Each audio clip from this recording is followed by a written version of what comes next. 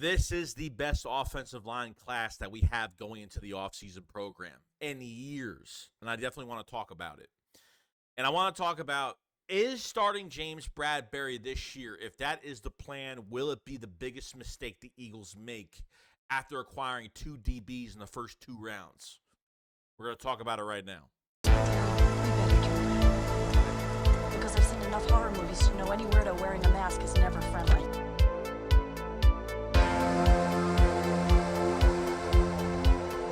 Yeah, what's going on, guys? I hope everyone's having a fantastic day today. So we're going to go over some Eagles news as usual, and I'm going to go over this offensive line class that we have going to the offseason program, okay?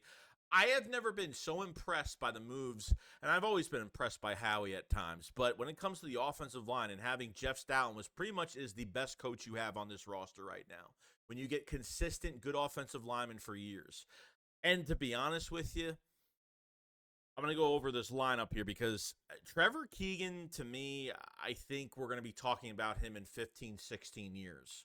I think we're going to say, how the hell did we steal him? How the hell did we get him in whatever, the 5th, 6th round? Okay, the Philadelphia Eagles, I've always, and especially with Jeff Stoutland, because Howie Roseman leaves the offensive line room to Jeff Stoutland, leaves him to do his bidding on the offensive line, and Jeff Stoutland has pull, right, and has a lot of pull regarding, this position. He's the run game coordinator, and, he looks at a lot of linemen and brings in whatever he brings in, and for us to say, damn, like, some of these guys could have a big chance. Trevor Keegan from Michigan, okay, and I'm just going to say this. You could have your next right guard this year.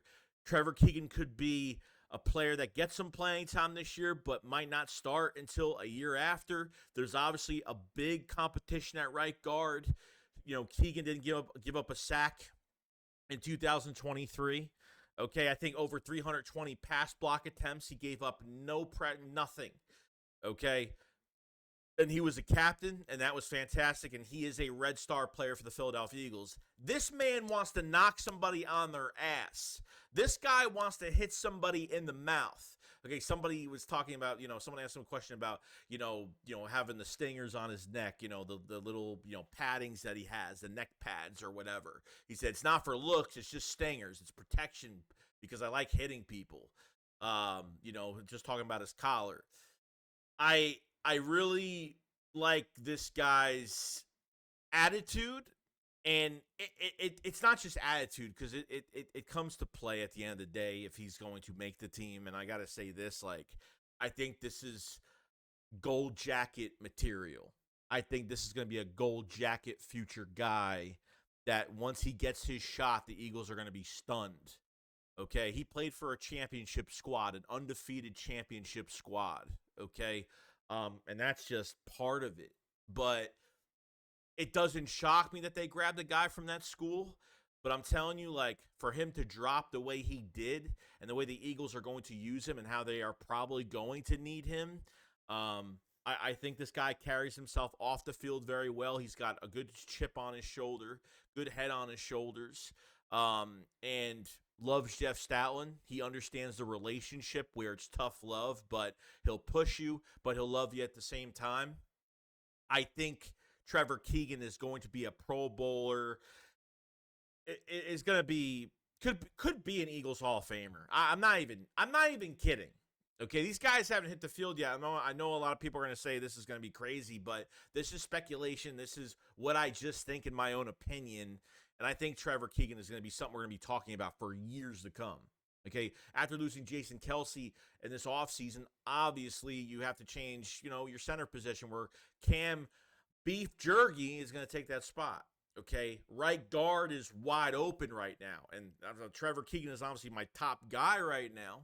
But we have to look at others too, because that's why this class, so they're keeping a lot of offensive linemen this year. Okay, they might let go of a couple, but I think most of all, they're keeping probably, I would say they're probably going to lose a couple guys, but they're going to keep most of this group. Okay, Dylanmcmahoneagles from NC State can play guard, both guard spots and center. And, a little undersized, has Jason Kelce's number, but got really good technique, really great, plays really tough. You signed Matt Hennessy in free agency. He's got 22 starts in the NFL. He's played center and guard. Okay, Tyler Steen's going to his second year right now. Wondering if they're actually going to cross train him at this point. I mean, he played left tackle out of Alabama and then to right guard with the Philadelphia Eagles. So is Mekhi Becton the only one really going for that swing tackle spot right now since Lane Johnson? They got to figure out the future here because Lane Johnson is going to be gone in a couple years.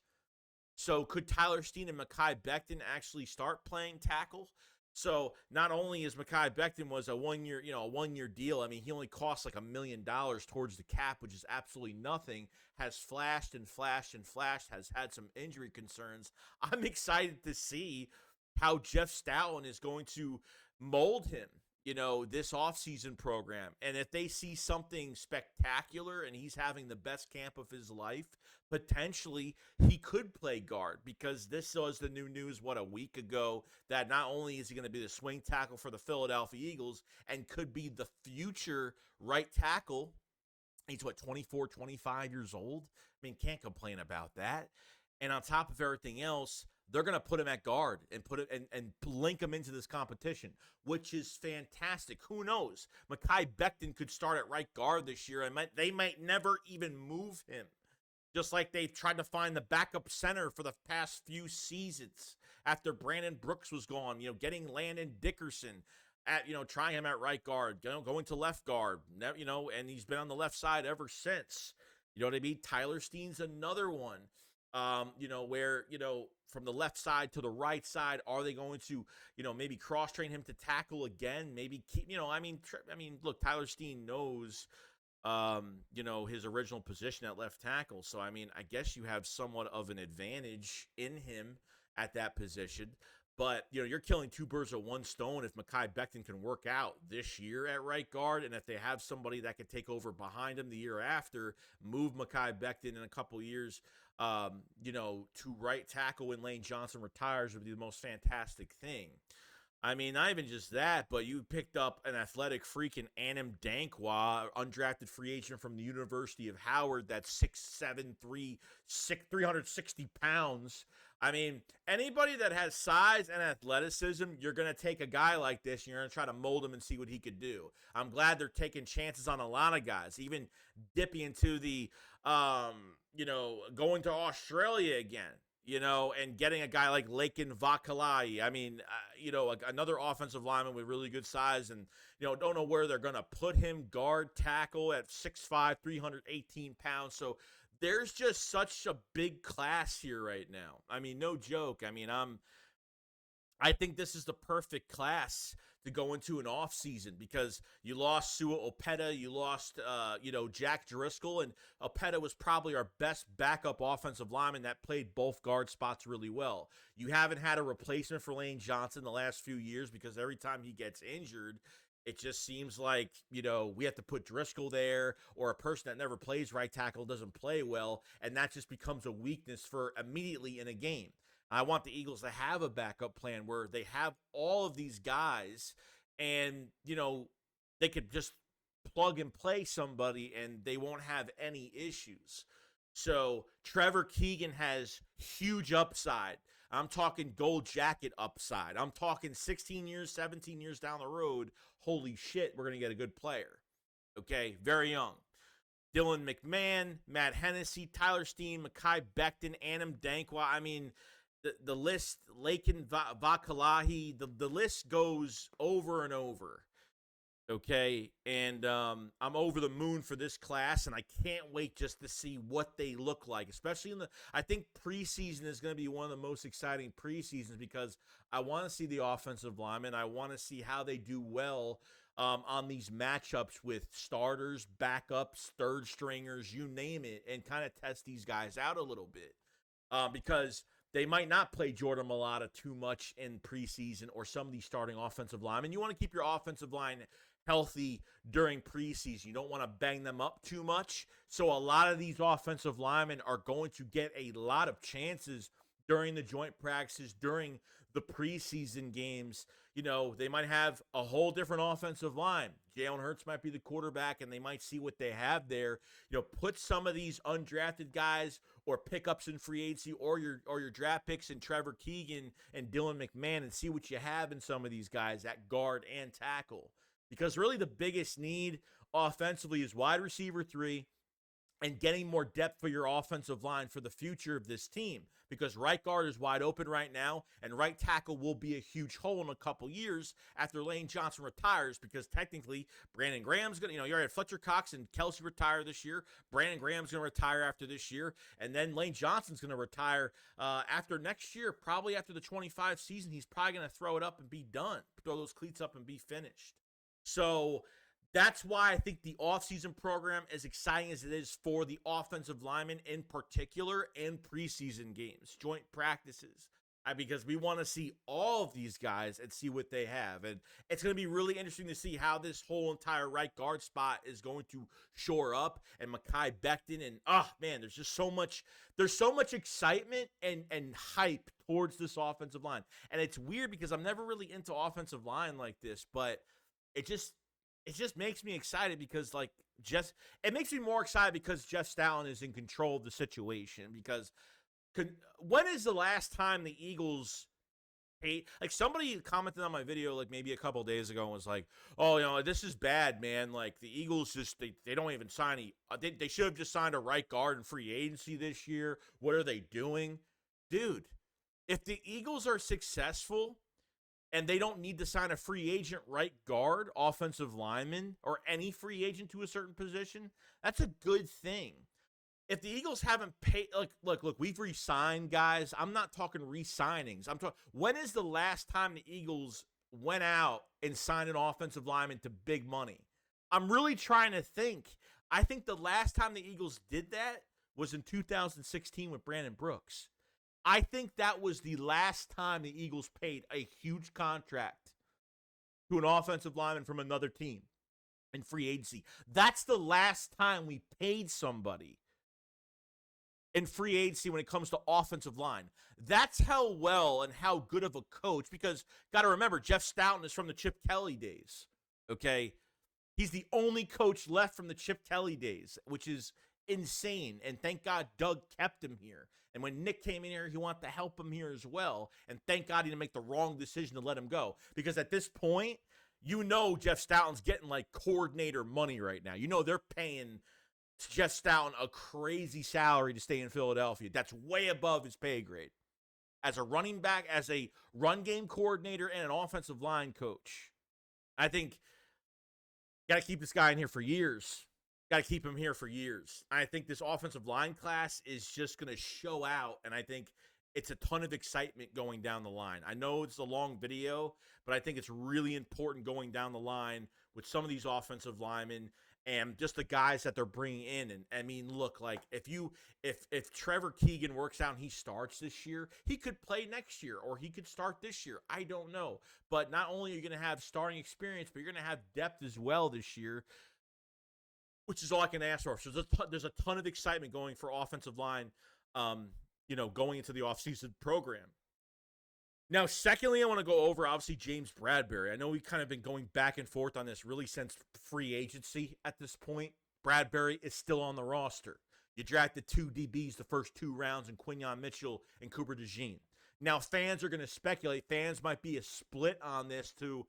Is Bradberry going to be a post-June cut? What if the Eagles do start Bradberry this year? Okay, will it be the biggest mistake they make by starting him? For me, it's a yes and a no. I'm kind of in the middle on it, because one side of me thinks that the Eagles are going to give Bradberry a chance to kind of redeem himself. But to be honest with you, you drafted 2 DBs, and I think, obviously, we'll take one out of the mix. So with Cooper DeJean, we'll take him out of the mix as of being an outside corner. Okay, because he will be a weapon, Malcolm Jenkins type piece, hybrid piece for this defense. So we'll take him out of there. But Quinyon Mitchell, I think he needs to start. I don't like redshirting. or starting guys too late in the season. Like, what if we're like, are they seriously going to start Bradberry this year, kind of wait until he fails himself and then put Quignon in middle of the season? Is that what they're waiting for? Or is there a plan in motion right now with Bradberry possibly knowing that he's going to be out the door and available for another team? You're not trading Bradberry. There is no value with him. You're not getting a 4th rounder. You're not getting a 5th rounder. I'd be shocked if you can even get a 6th rounder at this point. He's only $4 million, a little over $4 million against the cap this year. He's making over $10.5 million. Okay, so he's got a big base salary, but keeping him on the roster is really nothing. You know what I mean? So I don't know what they're doing. I don't know what the answer is. I mean, for me, I think this is why you have an off-season program. You have an off-season program to let these guys get experience. Play these guys in the preseason games. Don't value the joint practices more than preseason because they've been doing it the last few years, and it's been good, it's been bad, and it's been progressively getting worse because, I'm sorry, but joint practices, you're not hitting the quarterback, you're not wrapping and throwing people to the ground. You're limited to do so much stuff. But in preseason games, it's like game day. You play these guys in preseason, you get them prepared for the regular season, you post-June cut Bradberry, and get this thing over with. Hopefully Bradberry is gone by the time training camp starts. So I don't know what they're going to do here, but there's probably, and is there anything wrong with Bradberry starting this year and maybe like Quignon gets reps later on? I guess, but it's just not how I feel right now. I feel like you did the one thing the Eagles haven't done since 2002. You drafted two DBs straight, and you're not even gonna. Cooper DeJean's going to have a chance because he's going to play safety because there's a safety spot wide open right now, and he's going to move around the field like crazy in multiple spots. Nickel's wide open, safety's open, so Cooper DeJean has got spots to play in and be used for matchups every week. But with Quignon Mitchell, they can't waste any time on this. They have to get him in the preseason games, get him acclimated to game reps, and just start him the first day. You know what I mean? Because if you wait and Bradberry is struggling, the Eagles are losing games because Bradberry is not playing up to par. You know, I understand if the Eagles want Bradberry to rebound. I understand that. But why just waste a year with Bradberry here? Why wait to lose games and then throw Quignon in later, and then Quignon's going to have to start all over again? He's going to be sitting on the bench for weeks. Bradberry starts to screw up. They start Quignon later, and then Quignon's got to build himself back up. It's like we have to kind of, then he's going through his preseason all over again to kind of get himself back into the groove of things. So with the amount of corners you have in the back end right now, Bradberry makes no difference to me. Okay? If you have Isaiah Rodgers is a starting quality corner, and you're still going to keep Bradberry in the building. It just makes no sense. Okay, Isaiah Rodgers is coming in. Keely Ringo, Eli Ricks, Zach McPherson, Tyler Hall, Vontae Maddox. I mean, there's a lot of the youth movement is here. Keep Slay. That's all I care about. Keep Slay. Let Quignon learn from Slay. And the way that Howie Roseman was talking to Quignon Mitchell about, you better live with Slay and sleep with Slay and eat with Slay and learn, pick his brain and do this and do that. I'm starting to think like, that's starting to tell me like, starting to really show that like they want Quignon up Slay's ass 24/7 so he could start day one. You know, like you wouldn't say that just for him to start week 7, week 8 of the season. You're doing that because you want him to prepare himself to start week 1. I would suspect. I would hope so. So there might be some Eagle fans that are against this. There might be some Eagle fans that are just like, about the whole situation. But for me in general, I think it'll be a big mistake if they let Bradberry play and then he just starts getting burnt every week. And I understand like we had no pass rush last year. Nobody played well. It's not fair to single out Bradberry. It's not fair to single out HaasonReddick. It's not fair to single out all these guys defensively because the coaching was horrible. We couldn't blitz. We couldn't run stunts. We didn't know how to use linebackers. Corners are playing off ball. Communication in the back end was a struggle all year. Switching defensive coordinators. I mean, it crumbled to the ground, and the Eagles could not do anything defensively. So I can't blame Bradberry for everything. But I do like when it comes to coverage, I'm sorry, but Bradberry's just not the most athletic guy. Cooper DeJean is better than him athletically. And Quinyon Mitchell is better than him, way better than him athletically. Okay? It just comes down to going to this offseason. That's why you have this offseason program, to be set between the terminology of the system, what Vic Fangio wants. So if Bradberry if Bradberry starts this year, I'm not going to feel great about it because I feel like the reset button is coming.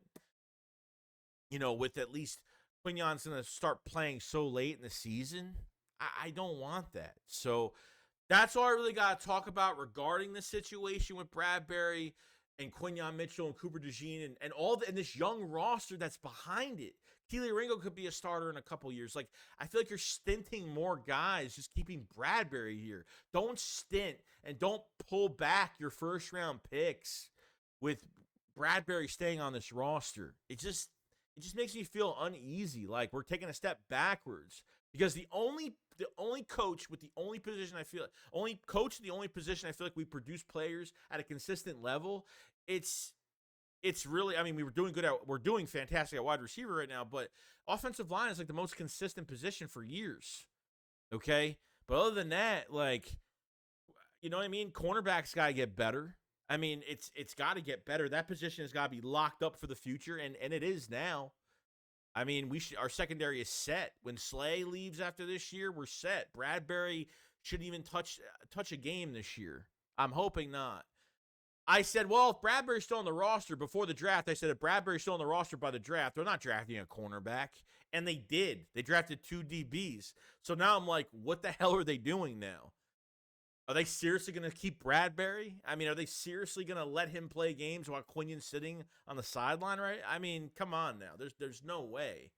There's just no way. Or maybe it's just really early in the process right now. Maybe they're going to try to trade Bradberry after OTAs, or they're waiting for that moment to get rid of maybe when teams start cutting players, or I don't know, maybe by preseason or something like that. We'll find out who starts with the first team defense. We'll see. It's, media is going to be there seeing everything. So the truth is going to come out on what they're doing when it comes to James Bradberry and everything like that. Let me know what you guys think about the situation in general. Let me know what you guys think about the offensive line class in general. Who are your favorite guys? Who do you think will start at right guard? Do you have faith in Mekhi Becton? Do you think he can be shaped into what Jeff Stoughton wants him to be at tackle or at guard? The best class that we've ever seen? You guys let me know. If you guys haven't hit the like button on this video, please hit the like button. This helps the channel tremendously. And make sure you subscribe because we cover the Eagles every single day. And if you guys haven't checked out the Philly Shakedown Podcast merch, check out the merch. The Cooper DeJean, the Flying Frenchman t-shirt. It is going faster than fast, like light speed hyperspace. So definitely get after that t-shirt. Check out the Axeman 2 shirt and matching hat. The Jeremiah Axeman Jr. Shirt over Philadelphia. Obviously, the Philly Shakedown podcast shirt is available as well. 6XL shirts are available. Tank tops are coming soon. And we have a lot more merch coming to you guys. A lot more is coming in the coming week. And then before the season starts, we're going to have a brand new release of multiple merchandise for you guys to get ready and packed up for the season. So I'm really excited about that. Appreciate everybody that has bought merch. Make sure to tag us, me and Philly 500, on Twitter, or just say in the comment section on YouTube. All right? So appreciate so much from everybody. You guys have a fantastic day, and I will see you guys on the next one. Shake Squad up, follow slide. Peace out, guys. Peace.